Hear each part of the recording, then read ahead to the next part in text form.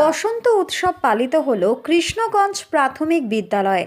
শীতের আবেশ কাটিয়ে প্রকৃতির নতুন রূপে জেগে ওঠা, চারিদিকে গাছের নতুন পাতা পড়া, শিমুল গাছে রঙের খেলা, কোকিলের কুহু কুহু ডাকে মানব মনে লাগে দোলা। আর এসব হলে বুঝতে হবে বসন্ত এসে গিয়েছে। ঋতুরাজ বসন্তকে স্বাগত জানাতেই প্রকৃতি এবং জীব এমনভাবেই জানান দেয়। ফাল্গুনের হাত ধরেই বসন্তের আগমন। পয়লা ফাল্গুন বা পহেলা ফাল্গুন বাংলা পঞ্জিকার একাদশতম মাস, ফাল্গুনের প্রথম দিন এবং বসন্তের প্রথম দিন। গ্রেগরীয় বর্ষপঞ্জি অনুসারে 13ই ফেব্রুয়ারি পহেলা ফাল্গুন বা বসন্ত উৎসব পালিত হয়। বসন্তকে বরণ করে নেওয়ার জন্য বাংলাদেশ এবং ভারতের পশ্চিমবঙ্গ, আসাম, ত্রিপুরা, ঝাড়খণ্ড এবং ওড়িশা সহ অন্যান্য রাজ্যে দিনটি বিশেষ উৎসবের সঙ্গেই পালিত হয়। যথারীতি এবছরও চতুর্দিকে শুরু হয়ে গিয়েছে বসন্ত উৎসব পালন। তেমনি হুগলির কৃষ্ণগঞ্জ প্রাথমিক বিদ্যালয়েও পালিত হলো বসন্ত উৎসব। এদিনের বসন্ত উৎসব সম্পর্কে কৃষ্ণগঞ্জ প্রাথমিক বিদ্যালয়ের পরিচালনা কমিটির সদস্য চন্দন কুমার আকলি কি বললেন, শুনুন বিস্তারিত। হুগলি থেকে টার্গেট বাংলার বিশেষ প্রতিবেদন।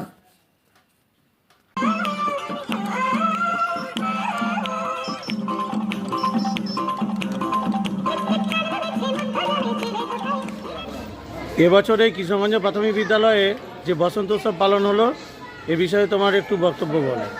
আজ আমরা উপস্থিত হয়েছি কৃষ্ণগঞ্জ প্রাথমিক বিদ্যালয়ে। আজ যে বসন্ত উৎসব আয়োজন করা হয়েছে তা দ্বিতীয় বর্ষে পদার্পণ করেছে। এবছরের বসন্ত উৎসবের থিম ছিল বসন্ত এসে গেছে। আমরা সকাল 8টায় ছোট ছোট ছাত্রছাত্রীদের নিয়ে, কচিকাঁচা বাচ্চাদের নিয়ে, এমনকি সমস্ত গ্রামবাসীদের, মা, ভাই, বোন সবাই উপস্থিত হয়েছিল। প্রভাত ফেরির মাধ্যমে গ্রাম প্রদক্ষিণ করে আমরা স্কুলে এসে উপস্থিত হয়েছি। অনুষ্ঠানটি সুসম্পন্ন হয়েছে। তো এভাবেই আমাদের রাত্রিবেলায় একটি সাংস্কৃতিক অনুষ্ঠানের আয়োজন করা হয়েছে, যেখানে স্কুলের ছাত্রছাত্রীরা আছে যারা নাচ, গান, আবৃত্তি করবে। একটি নাটকেরও ব্যবস্থা করা হয়েছে। নাটকটি রাজশেখর বসুর ভূষণ্ডির মা। এই কৃষ্ণগঞ্জ প্রাথমিক বিদ্যালয়ে এবছর যে বসন্ত উৎসব পালন হলো বা এখনও পালন চলছে, এই বিষয়ে প্রধান শিক্ষক হিসেবে আমরা পেয়ে গেছি বিপ্লব দাস মহাশয়কে। ওনার কাছ থেকে ওনার বক্তব্য একটু শুনে নেব। স্যার বলুন। স্যার, এবছর আমাদের দ্বিতীয় বছর বসন্ত উৎসব পদার্পণ করেছে। গত বছর আমাদের থিম ছিল রাঙিয়ে দিয়ে যাও। এবছর আমাদের নতুন থিম হয়েছে বসন্ত এসে গেছে। আগে আমাদের বিগত কয়েক বছর আগে পর্যন্ত যে সরস্বতী পুজো উপলক্ষে নাটক হতো, অনুষ্ঠান হতো, কিন্তু যেহেতু শিক্ষাবর্ষ পাল্টে গেছে, সেহেতু প্রথম অবস্থায় যখন সরস্বতী পুজো হয় তখন নতুন শিক্ষাবর্ষ থাকে, তখন একটা বার্ষিক চাপ থাকে। তাই আমরা গত বছর থেকে আমরা এই বসন্ত উৎসব পালনের জন্য আলোচনায় আয়োজন করেছি। এই বসন্ত উৎসব পালন কি আগামী বছরও যদি করা যায় নেবেন? হ্যাঁ, গত বছর আমরা ছোটো করে শুরু করেছিলাম প্রভাত ফেরির মধ্যে দিয়ে। এই বছর আমরা রাত্রের দিকে নাট্য রেখেছি ভূষণ্ডির মাঠ। এই বছর আমরা রাতের দিকে প্রোগ্রাম করেছি। আগামী দিনে আমরা আরও বড় করে করার পরিকল্পনা আছে। প্রাক্তন প্রধান শিক্ষক, আমার নাম সুজিত কুমার পাঁজা।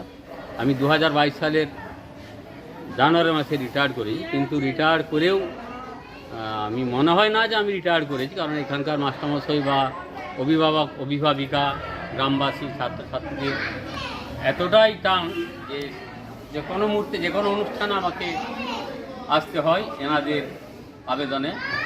আমারও আসতে ইচ্ছে করে, কারণ ভালো লাগে।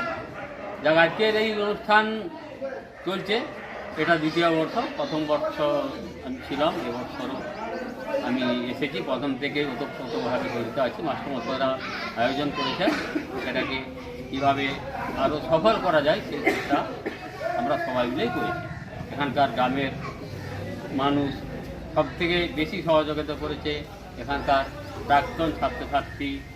তার মধ্যে একজন প্রাক্তন ছাত্রী, যেটা মৌমিতা পাল, ওই অনুষ্ঠানের সামগ্রিক যে নাচের ব্যাপারটা অনেক দিন থেকে অনেক পরিশ্রম করে ছাত্রছাত্রীদেরকে ট্রায়াল দিয়েছে, যে আজ সফলতার জায়গায় পৌঁছেছে। যাক, এই জন্য মৌমিতাকে আমরা তো ধন্যবাদ না জানিয়েই পারি না। ধন্যবাদ জানাতে হচ্ছে এখানকার স্কুল পরিচালন কমিটি, গ্রামবাসী, অভিভাবক, অভিভাবিকা, প্রাক্তন ছাত্রছাত্রী এবং সর্বোপরি আজকে বর্তমান যারা মাস্টারমশাই এই স্কুলের এখনও শিক্ষক করছেন, যারা এই উদ্যোগটা নিয়েছেন তাদেরকে ধন্যবাদ তো জানাতেই হয়। আপনাদের অনুষ্ঠান কিভাবে সম্পন্ন করলেন? অনুষ্ঠানটা শুরু হয়েছে প্রভাত ফেরির মাধ্যমে, আর পুরো গ্রাম প্রদক্ষিণ হয়েছে, প্রভাত ফেরি হয়েছে, বিভিন্ন জায়গাতে নাচের অনুষ্ঠান হয়েছে, এখানে একটা খাওয়া দাওয়ার ব্যাপার ছিল। এরপর সন্ধ্যার দিকে যেটা রয়েছে একটা সাংস্কৃতিক অনুষ্ঠান রয়েছে। এখানকার প্রাক্তন ছাত্রছাত্রী এবং গ্রামের বিদ্যোৎসাহী কিছু ব্যক্তি এই অনুষ্ঠানে অংশ নেবে। আর সবথেকে যেটি বিশেষ আকর্ষণীয় অনুষ্ঠান, এই স্কুলের কচি কাঁচা বাচ্চাদের নিয়ে একটি নৃত্যনাট্য অনুষ্ঠিত হবে।